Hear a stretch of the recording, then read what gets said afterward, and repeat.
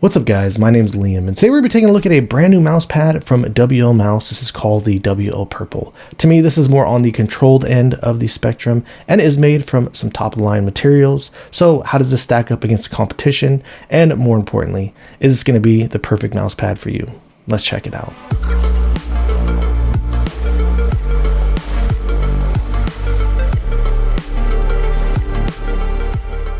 And before we get started today, I did want to let you know this was sent out to me. However, everything you're going to be hearing in this video is going to be my own words and my own opinions. This did arrive to my front door flat packaged in this envelope style packaging. This does come available in two different sizes. The one I have here on my desk sits at the standard 490 millimeters in width by 420 millimeters in height, and it does look like they also have an option where you can get it in 510 millimeters in width by 490 millimeters in height. And they're both sitting at 4 millimeters in thickness. This is using a Xsoft pour-on base. It does have this diamond cut pattern on the bottom, and this does feel like a typical form of Xsoft base, similar to the Lethal Gaming Gear Xsoft, so it does feel very plush. The stitching also looks great all the way around the edges, and it does sit below the surface. They do have their logo down here in the bottom right hand corner. It is a graphic that is raised up off the surface, so if you were to move your mouse down there, you can feel it on the bottom of your skates. The surface does feel a little bit on the softer end, especially with the help of the cushioning from the Xsoft base, and you do notice a little bit of a texture there along both the Y and the X axis, but the speed is matched pretty evenly. And the performance on the surface, it is actually a pretty controlled experience overall. The one thing I do like about this is the static and dynamic friction feel like they're pretty evenly matched to me.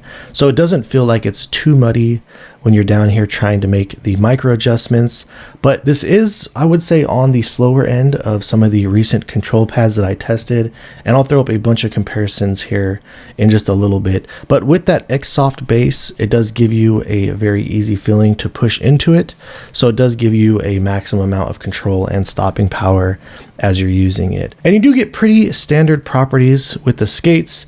The larger skates, you are going to have a slower glide, and with the dot skates, it does feel just a little bit quicker and you get a little bit smoother of movements all around. And as I was going back and forth and comparing this to other options out there, I kind of feel like it sits somewhere in between the Artisan Type 99 and the brand new Jupiter Pro as far as the speed of the properties. Now, the Type 99 is noticeably quicker along the glide.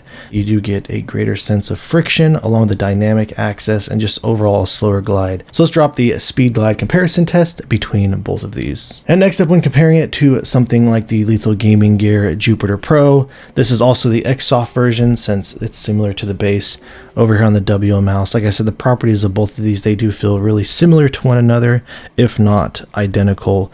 But all around, the Jupiter Pro is a slower pad than this, so you are going to notice a higher sense of the static friction and a bit higher on the dynamic there as well, as you can see. But these are still both really great controlled options.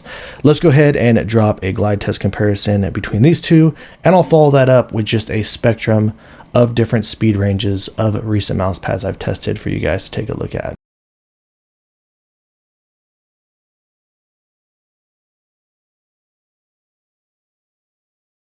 Alright guys, so that about wraps things up on the WL Purple. I do think this is a solid offering from WLmouse since this is the first mouse pad that I tested from them. For me, I don't really like mouse pads generally that are this controlled with my play style. I kind of prefer more balanced and speed pads, but I would say that all around the build and feeling of this has felt great. If you are looking for something that is slower and more on the controlled spectrum, something that gives you a little bit more stability in your shots, I can definitely say this would be a solid option, especially for games like CS2 or even Valorant. So if you have any questions or feel like I left anything out, please let me know down in the comments below. And if you've enjoyed watching this video and are interested in seeing more videos like this in the future, please drop this video a like and subscribe to my channel. And thank you guys so much for watching. I look forward to seeing you in the next one.